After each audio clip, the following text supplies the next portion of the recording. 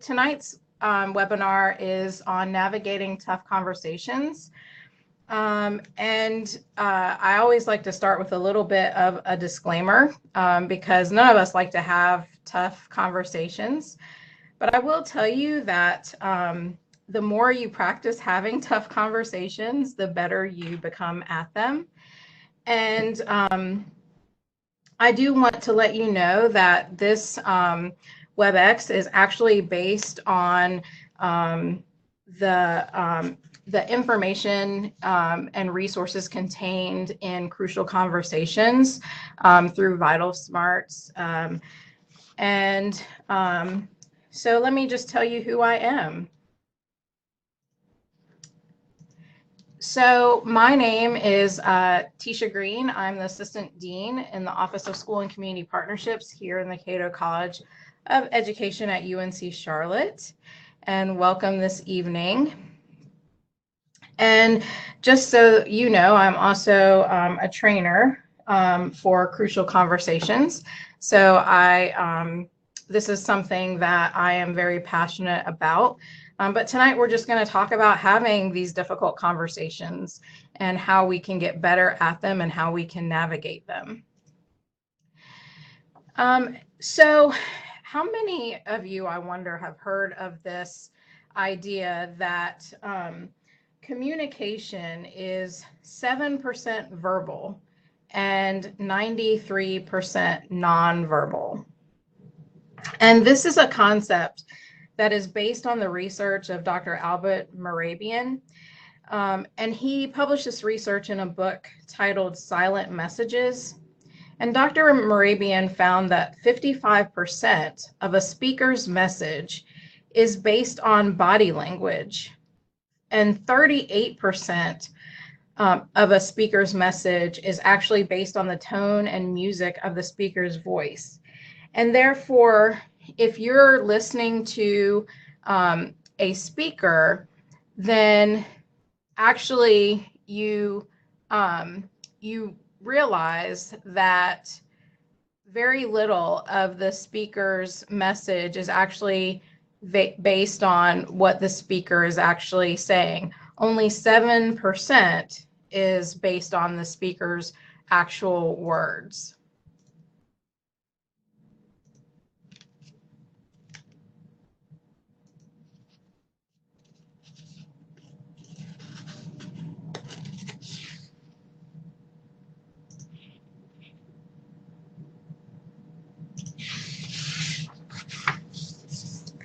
So what is a tough conversation? So one thing to think about is not every conversation is going to constitute a tough conversation. But in every tough conversation, there are 3 elements. And those 3 elements are opposing opinions, strong emotions, and high stakes.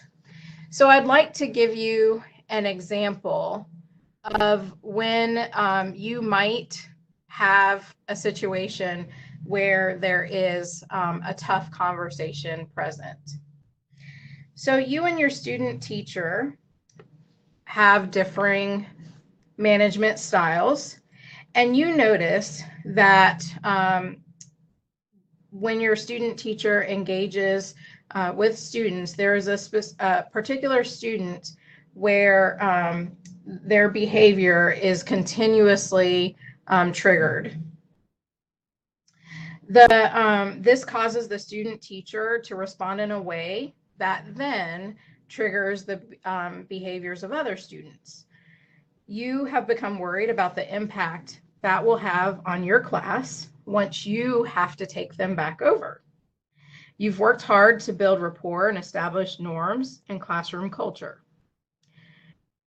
On the other hand, thinks that the issue is that you two have differing management styles and that the student doesn't have clear consequences for their behavior. The student teacher also feels that the student has no respect for him or her. So as you think about that scenario, What are the opposing opinions? What are the strong emotions? And what are the stakes? And you can actually think about them. You can type them in the chat if you like to. And I'll just give you a few moments to do that.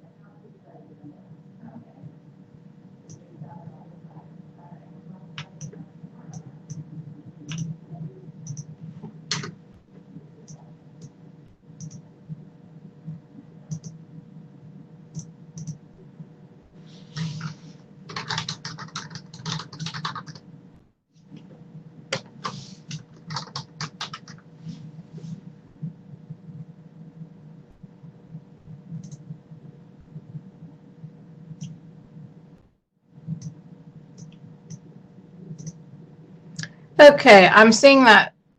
Can everyone see the screen clearly, just out of curiosity?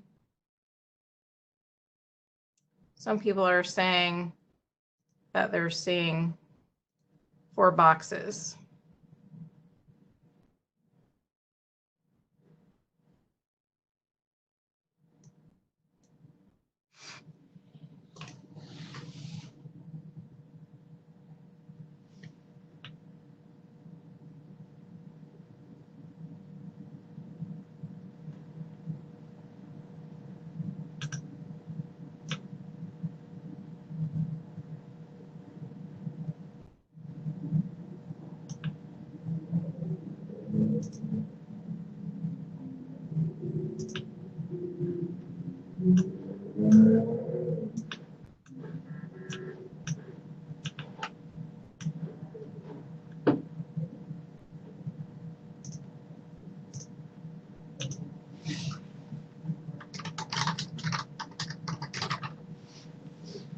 Okay. Let me know if that worked.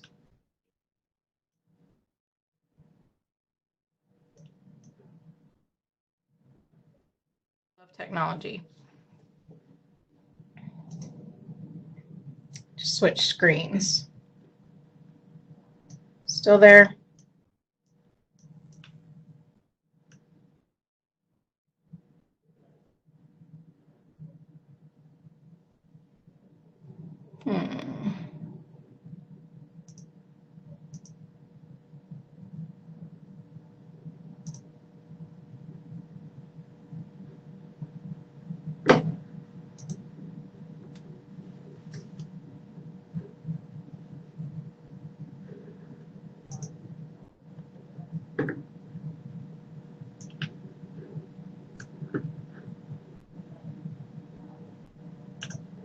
I'll stop sharing my screen for just 1 second and see if I can fix that.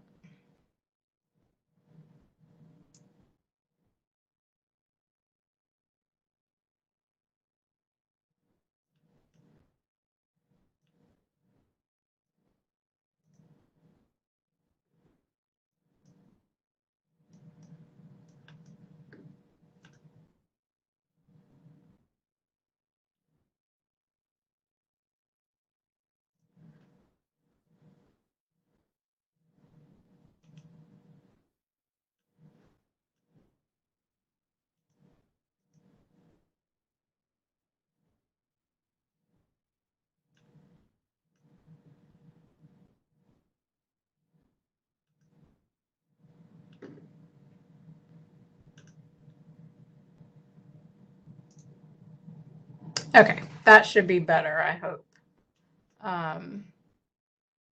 Hopefully now you shouldn't be able to see all the panels. Sorry about that, guys.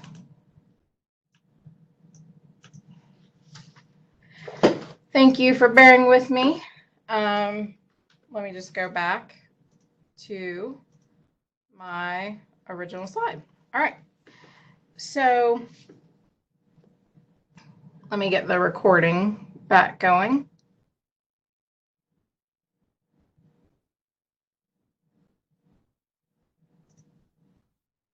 Oh, it's still recording. Okay. So as we think of tough conversations, there are,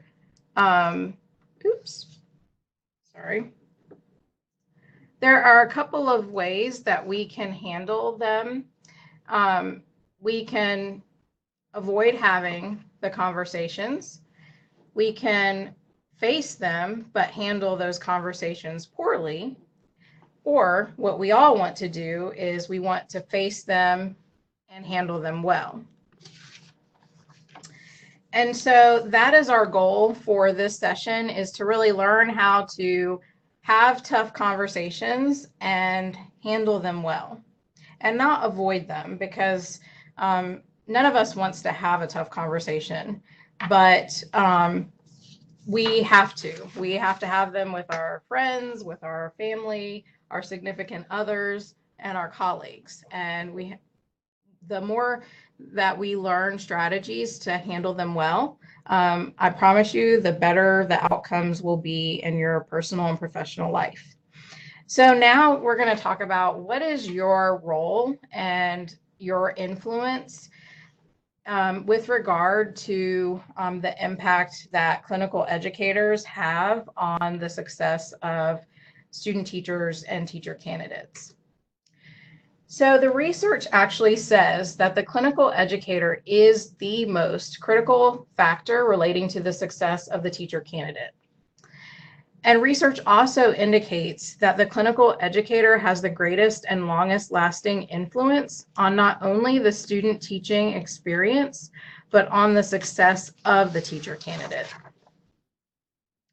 So it is critical that if your student teacher is not having success in the classroom, if there is a situation where there's tension, where there's disagreement, that you find a way to have that tough conversation with your student teacher. So now we're going to get back to the tough conversation and how do we actually engage in that dialogue. So there are two ways that people normally react to a tough conversation. And they do this because they feel unsafe during the tough conversation, when they've had no training, or there are situations where there's not a relationship. And people tend to either go to silence or violence.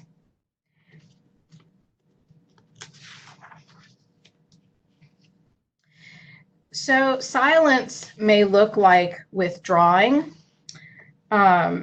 avoiding a conversation, or masking the issue or conversation as something else. A lot of times masking looks like trying to divert the issue or bringing up something in place of the issue. One form of silence might be telling a joke to avoid discussing the issue. Or it could be, when someone brings up something, skirting the issue by recalling something that occurred previously. So I'm sure that many have actually been victim to, or even displayed forms of silence previously. And that is just one form of ways that people may handle having tough conversations, or engaging or choosing not to engage in a tough conversation. So I want you to think about times when you have gone to silence or when you've noticed others going to silence. So there's another way that we can respond to a tough conversation, or others may respond to us during a tough conversation, and that's violence. And that doesn't necessarily mean that we're hitting each other. It may look like trying to control or dominate the conversation to get our way or persuade others to take our side. It could also be labeling others and saying that you're just trying to be get on someone's good side. You're trying to brown nose. It could also include name calling or attacking others. And that's not a physical attack, it's more of a verbal attack. And one of the things to think about is that perception is reality. So remember when I talked about the 7% rule? Body language is critical. Often silence and violence are noted in body language, especially when we're in groups. We may notice looks shared among others, tone of voice, volume of voice, and tenor of voice versus actual words. So now let's think about why we have this reaction. So we have this reaction because of biology. We give into the physical reaction that the high stakes conversations create. We have high adrenaline, blood flow, and nervousness. Also, there's the element of surprise. Sometimes when we have to have tough conversations, they catch by surprise. It could be that someone does something that we're not expecting, or they say something that we're not expecting. A parent could say that, we've treated their child unfairly. We didn't know that was going to be the case. We get defensive, we're caught off guard, and we don't have any time to prepare a response or rebuttal. There's also confusion. We might be required to improvise. There's no rehearsal time. A lot of times I do better when I have time to prepare, when I have to converse with someone. And then there's also that idea of self-defeating behavior. So think about the fact that we've done or said the wrong thing. It makes the situation worse. And often we feel like we can't come back from the situation. So we have broken the relationship. So all of those things creates the blood flow out of our brain, and we react in ways in which we normally wouldn't. And so we're this normal person, and we have this physical reaction. And instead of reacting in a normal, intelligent way, we in turn react with our reptilian brain. That was the best picture I could come up with. But it takes that normal, sane person and causes them to react in a reptilian type way. So there's the other option, and that we call is the fool's choice. So we also sometimes feel that we have to go along to get along. We agree for the sake of agreement when we don't actually agree with somebody and what they're saying. And instead of trying to enter the pool of shared meaning, is what we call actually have dialogue with a person, we just agree with them. That is a form of silence.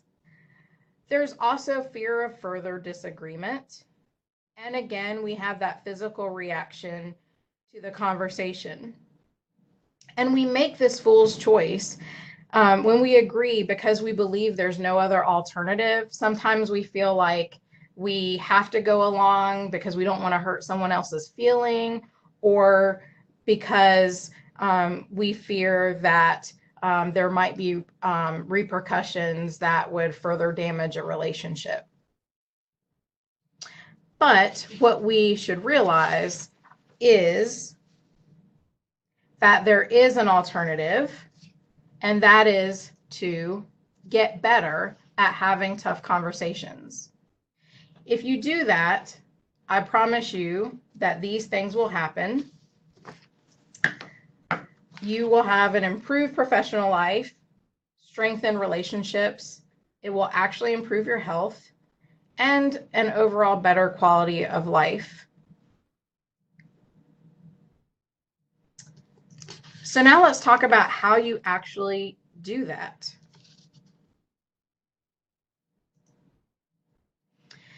So in this third part of our session, we're really going to dig into how we do these 4 things so that you can really focus on having tough conversations. We're going to talk about starting with dialogue, that relationships are at the heart, to remember safety, and to focus on what we really want. So remember that we're often afraid to have difficult conversations because we're worried about damaging relationships. But one of the concepts we have to remember is that the alternative is still damaging the relationship. So you have a student teacher who is struggling with behavior management, you're frustrated, or you have a student teacher that isn't doing the things you feel like he or she should. They're not meeting expectations. So the longer you go and the longer you go without addressing those issues, the more you are damaging that relationship. So you must figure out a way to start the dialogue. Safety is about how we put conditions into place to protect the other people who we are having the conversation with. When we consider the other person's feelings, we are often able to frame the conversation in manners that make the conversation more palatable. And then we have to really think about, what is it we really want? Do we want to improve the relationship? Do we just want this person out of our life? Do we want things to get better? And if that's really the outcome we want, are we willing to let go of what happened previously? Or are we going to nitpick this person to death so that we further damage the relationship? So I will tell you that almost always tough conversations don't work because we keep bringing up the past. My husband tells me that all the time. He's like, you literally can't let go of the past. You just keep bringing it up. So we have to think about ways that we can come back to what our motive really is and figure out what it is we really want, and then let go of all the other noise that's out there. So let's talk about starting with dialogue. So it's critical to be open to dialogue and discussing the issue or concern. That is really the first step in having the tough conversation. So think about, am I open to having a conversation with this person or these people?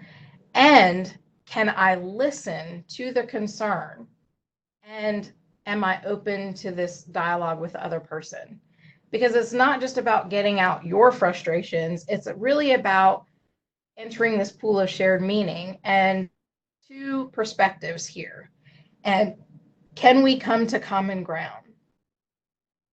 So the people that are best at having these tough conversations are those who really don't have an agenda and are open to talking through the tough issues and listening to the other party.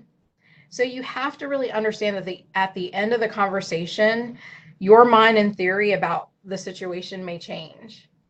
So you might go into the situation with X and come out with Z.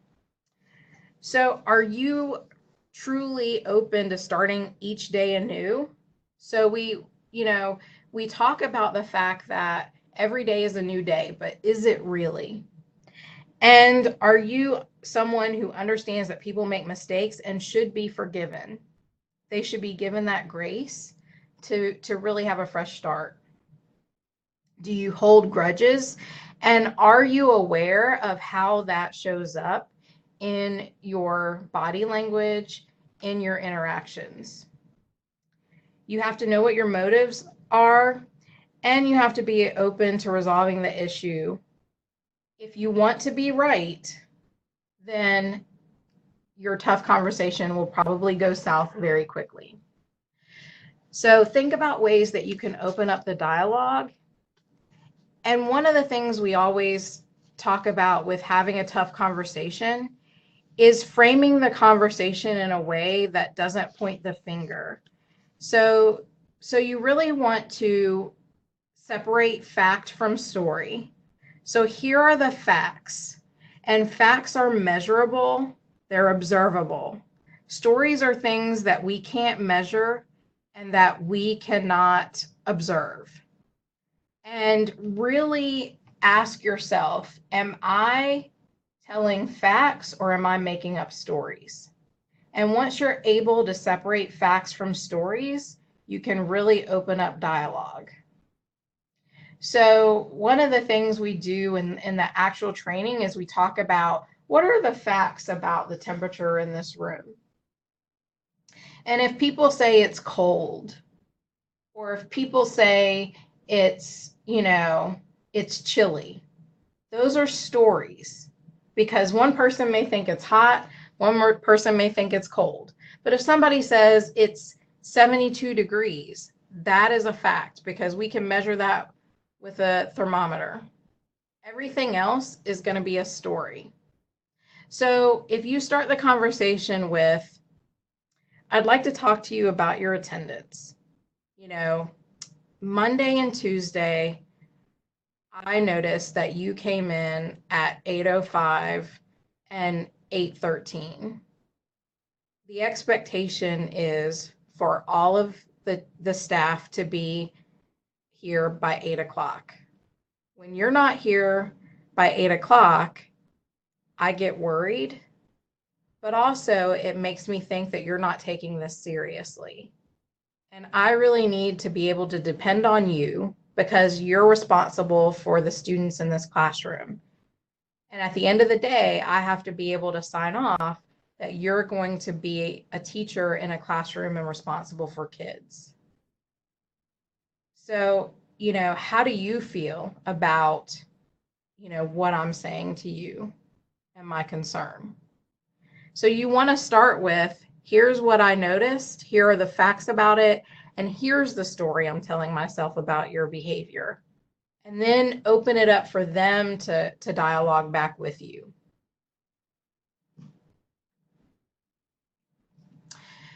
So remember that relationships are at the heart. So at the end of this presentation, I'm going to provide you with some tools, one of which is a conversation starter, and the other is a style under stress inventory.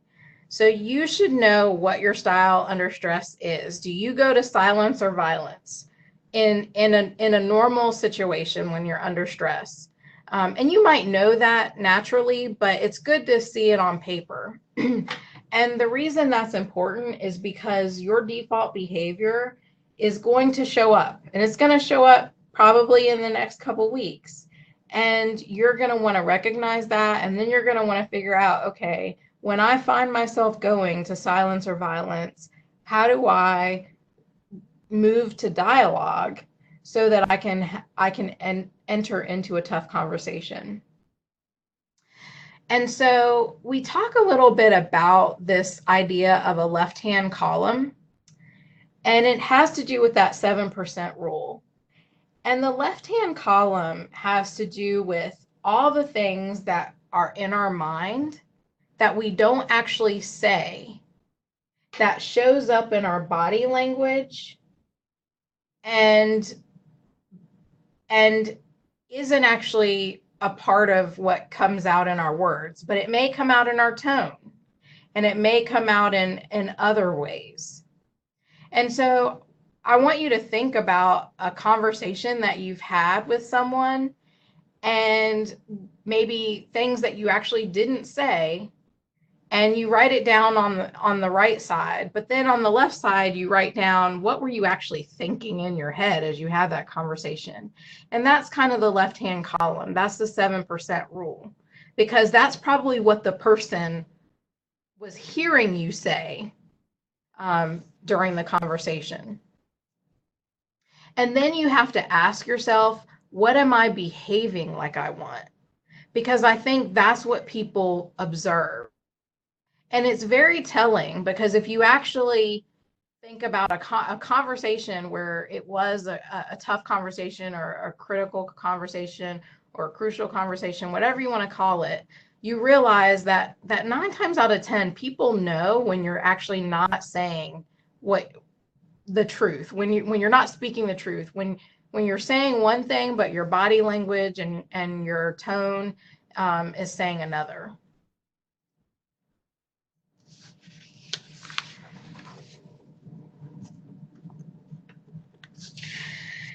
So as we think about how we keep others safe during these conversations, I want you to think about 2 concepts. The first is mutual purpose. Do others actually believe that we care about them and their goals in the conversation? Do they trust the motives that we have?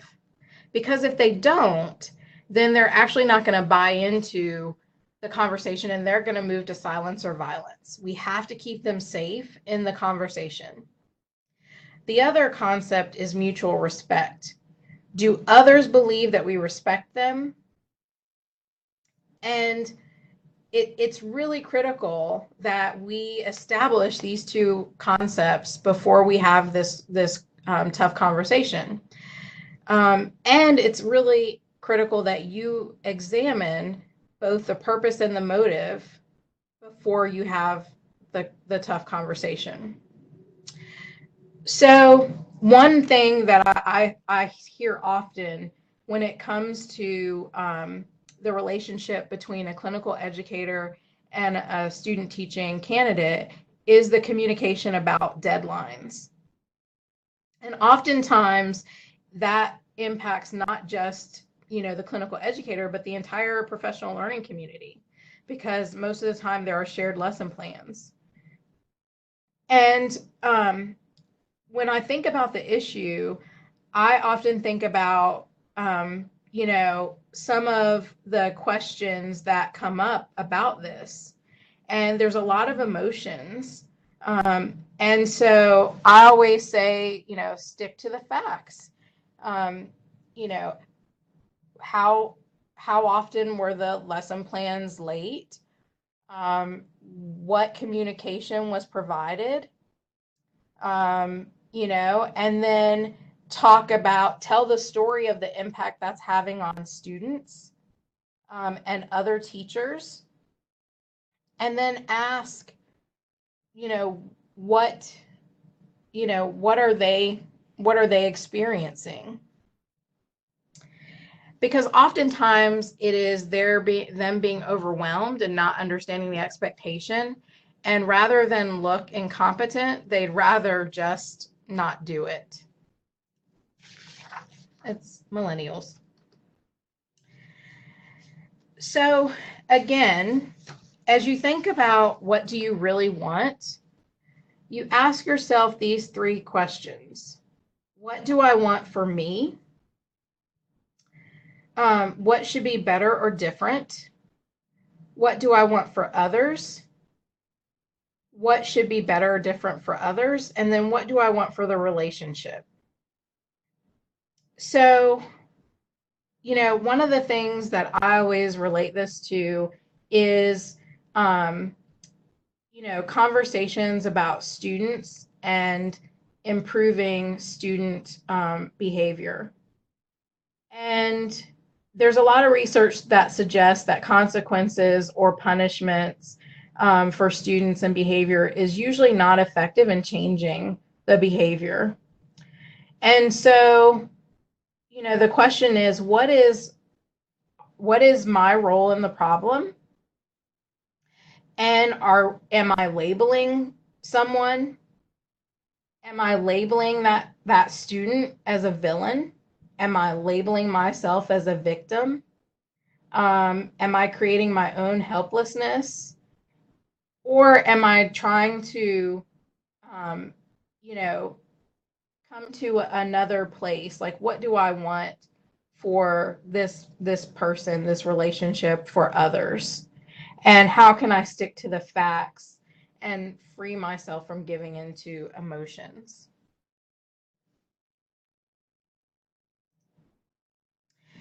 So now let's talk about some dialogue strategies, and we're going to just talk about one today.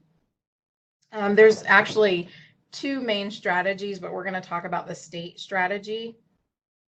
And STATE stands for sharing facts, telling the story, asking for others' paths or points, talking tentatively, and then encouraging differing or opposing views. We've talked a little bit about this so far, but the way that we're going to actually have the conversation is we're going to start with the facts. So what is the facts that we have about the situation?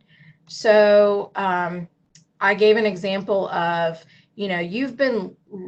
I'd like to talk to you about your attendance. You want to start off kind of, non-abrasively, but I do say it's important to kind of get right to the point. If you beat around the bush, if you hamburger sandwich it, oftentimes it gets lost. The issue is attendance. Let's get it all out there. So I've noticed over the past, couple weeks that you've been late 3 times, and each time, it's been a progression. One day you came in at 8:05, another day you came in at 8:13, and another day you came in at 8:20. And the expectation is that everyone is here by 8 o'clock. And when you come in after 8 o'clock and I haven't heard from you, I begin to worry. But not only that, I'm worried that you're not taking this seriously. I'm telling the story now, and that I can't depend on you to really be in this role. And I am supposed to, at the end of the day, evaluate your readiness to be a teacher. And, so I'd just like to know, is something going on, and how you feel, about this and about what I'm seeing.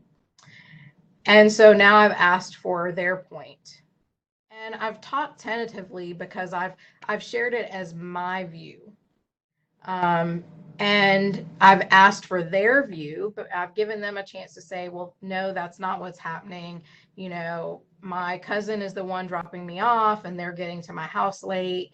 And this only happened in the last 2 weeks because, my car broke down. And I didn't want to tell you because I didn't want you to think that, I couldn't be counted on. So you're giving them a chance to really tell you what's happening in a way that is, that is truthful, but that is not an excuse, but that